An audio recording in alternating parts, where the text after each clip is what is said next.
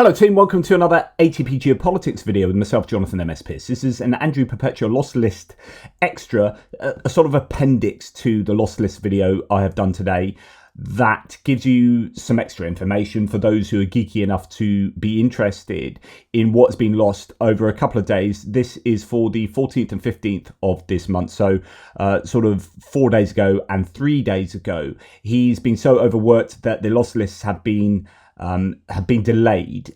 He's had record numbers of videos, which is itself an interesting observation, a data point to consider, because there has been so much equipment lost. The Russians are attacking everywhere.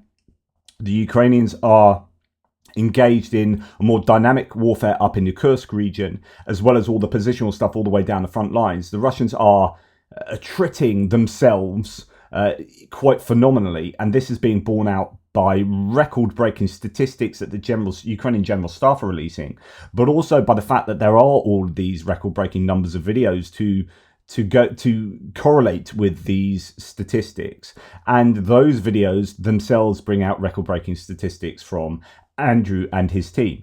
Take, for example, here the 126 soldiers that have been visually confirmed to have been killed on the 14th, and then 246 on the 15th. So when you have record-breaking days of losses that the Ukrainian General Staff are claiming, and then you have these numbers going up to record-breaking numbers here. So 246, when you've had Andrew previously saying, oh, sort of 80, we've seen videos of 80 people dying, 90, 70, 60, and then you got 246. Okay, that's huge. And then when that correlates to kind of record-breaking number from the Ukrainian General Staff, then actually you start thinking you continue to think the Ukrainian General Staff are onto something with their numerical claims.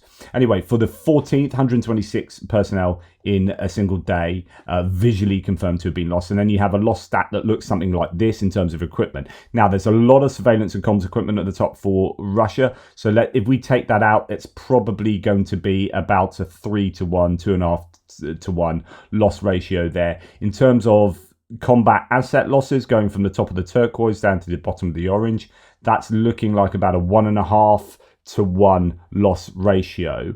We'll look at the Ukrainian losses first, and as we can see, a few surveillance and comm stuff at the top. Some tractors and engineering vehicles, excavators, D-44, some old howitzers turning up on these lists these days. Right, tanks, 3 destroyed tanks, Soviet-era tanks, not too bad.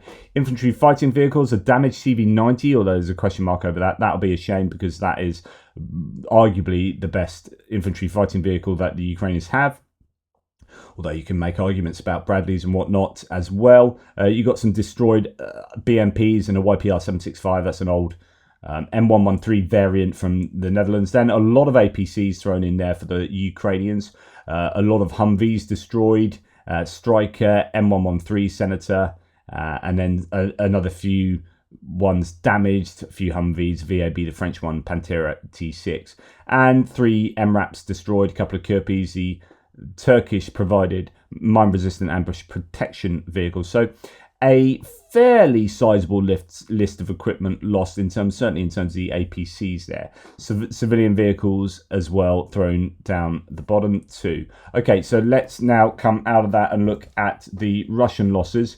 Going first to the top of the list, where we see, as mentioned, an awful lot of surveillance and comms equipment. The Ukrainians taking a huge amount of those out. All destroyed there. That's going to be some montage footage. Air defense, an OSA damaged, so there have been a number of air defense pieces taken out recently, and a Zoopark 1. That's a fairly expensive bit of kit, sort of $10 million piece of radar equipment. Artillery pieces, we've got an M46 there, and some D20s and 30s, so again, old artillery, towed artillery, as well as some MT12, older anti-tank guns. Then we have about a dozen tanks taken out here, a range of the usual tanks. And then we have infantry fighting vehicles, quite a lot of these, a good 20 vehicles there, BMP 1s, 2s, 3s, or 2s and 3s certainly. Oh, it's BMP 1 at the bottom, mainly destroyed and abandoned. BTRs thrown in there as well. And armour personnel vehicles, we have quite a few of those. as well. So quite a lot of equipment loss. You add that together with a radar and an air defense system, and actually that's a fairly challenging day for the Russians. A lot of trucks here, ATVs, Desert Cross 1000-3, those are the golf buggies, four-wheelers. We've seen them use unarmored vehicles in attacks a lot more recently. I think the Russians are... these losses are hurting the Russians, but they're still losing combat asset pieces as well in massive numbers. And then a load of civilian vehicles, motorcycles still being used to a large degree, pickup trucks, so on and so forth. So, okay, that to me is a fairly challenging day of losses for the Russians for the 14th. Now let's look at the 15th. And as already mentioned, 246 personnel loss on that day is huge in terms of what Andrew and his team usually find. When we look at the loss list, we have actually approaching a 1-to-1. That is pretty much a 1-to-1. Although if we take out the surveillance and comms equipment from the Ukrainians, then it looks slightly better. And in fact, combat asset loss is about a 2-to-1 Russian to Ukrainian loss ratio there. Now let's look at the Ukrainian losses first. As mentioned, a lot of surveillance and comms equipment, not always as valuable as other bits of kit. Command and control vehicle, an M577 there, is abandoned. Let's look at the M577 vehicle, see what that looks like. Armored command post vehicle. So it looks, no, that's not what I was looking at all. Thank you very much.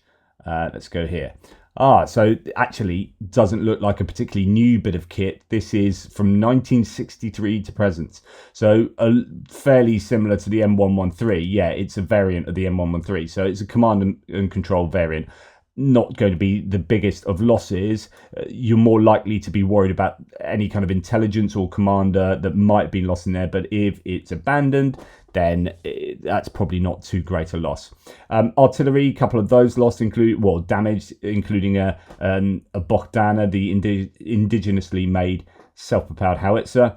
And we have 4 tanks, of which one is a damaged Leopard 1A5. Starting to see a few of these get damaged and lost as well. Infantry fighting vehicle, only one of these for the Ukrainians, a BMP probably.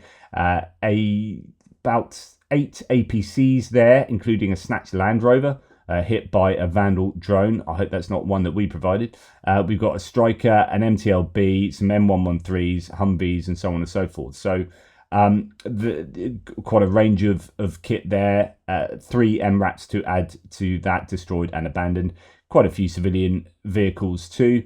Infantry mobility vehicles put in a different colour there. I'm not quite sure why that is. They're damaged. Don't know what vehicles they are, but that's an interesting change to the categorization there for Andrew for the Ukrainian losses. But yeah, it's not particularly the worst day.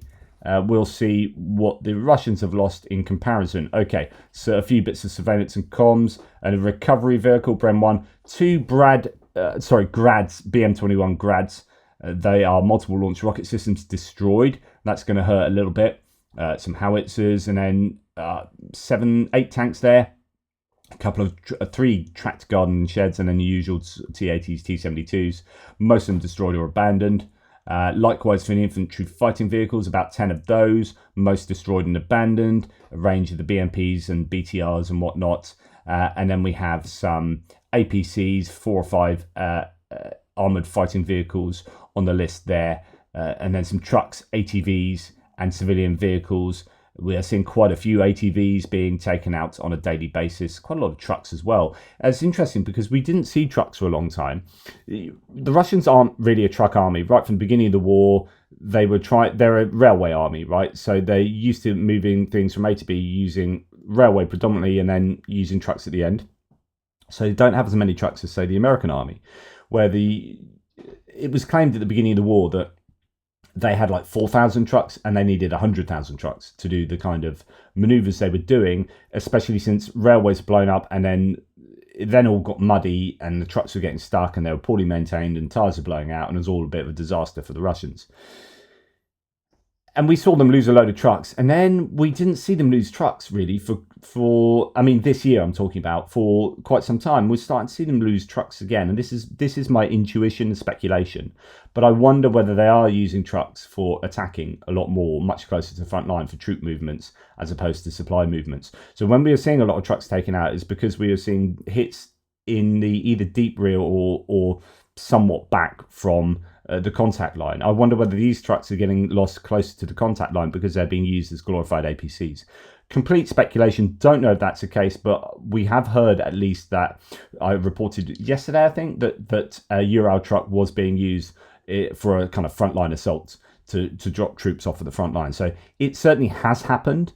How much that's happening I don't know, but starting to see more trucks on these lost lists is a potential indication that they're running short on things like IFVs and APCs. But again, we are still seeing a lot of IFVs and APCs get lost on a daily basis too. Anyway, those are the lost lists from the 14th and the 15th of this month. Hopefully that was of some informative use for you. Thank you so much for supporting the channel. Take care. I'll speak to you soon.